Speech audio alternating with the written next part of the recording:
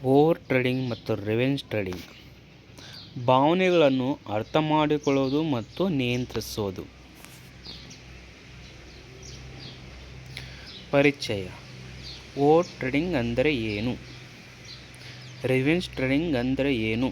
ಇದು ಯಾಕೆ ನಡೆಯುತ್ತವೆ? ಸಾಮಾನ್ಯ ಭಾವನೆಗಳು: ಆಸೆ, ಭಯ, ತಾಳ್ಮೆ ಇಲ್ಲದೆ ಟ್ರೇಡ್ ಮಾಡುವುದು, ವೈಫಲ್ಯದಿಂದ ತಕ್ಷಣ ಟ್ರೇಡ್ ಮಾಡಲು ಬಯಸುವುದು. ಭಾವನೆಗಳು ಹೇಗೆ ಒಡೆಯುತ್ತವೆ?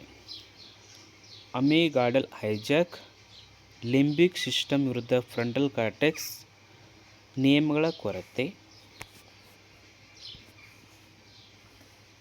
ಓವರ್ ಟ್ರೇಡಿಂಗ್ ಲಕ್ಷಣಗಳು: ದಿನಕ್ಕೆ ಹೆಚ್ಚು ಟ್ರೇಡ್ಗಳು, ಟ್ರೇಡ್ ಪ್ಲಾನ್ ಕಡೆಗಣಿಸುವುದು, ತಾಳ್ಮೆ ಇಲ್ಲದೆ ಲಾಟ್ಗಳನ್ನು ಹೆಚ್ಚಿಸುವುದು, ಸ್ಟಾಪ್ ಲಾಸ್ ಇಲ್ಲ.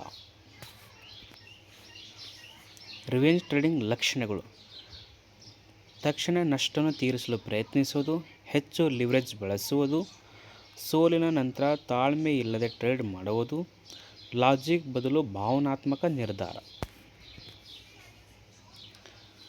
ಭಾವನೆಗಳನ್ನು ನಿಯಂತ್ರಿಸುವುದು ಹೇಗೆ? ಟ್ರೇಡ್ ಪ್ಲಾನ್ ರೂಪಿಸಿಕೊಳ್ಳುವುದು, ದಿನಕ್ಕೆ ಟ್ರೇಡ್ ಗರಿಷ್ಠ ಮಿತಿ, ನಷ್ಟದ ನಂತರ ವಿರಾಮ, ಟ್ರೇಡಿಂಗ್ ಡೈರಿ ಇಟ್ಟುಕೊಳ್ಳುವುದು, ಫಲಿತಾಂಶಕ್ಕಿಂತ ಪ್ರಕ್ರಿಯೆ.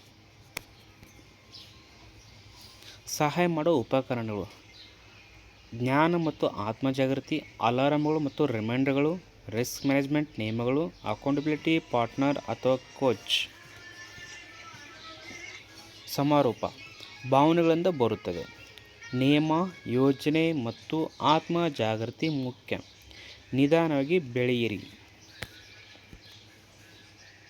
ಏನಾದರೂ ಪ್ರಶ್ನೆಗಳಿದ್ದರೆ ಕಮೆಂಟಲ್ಲಿ ಹೇಳಿ.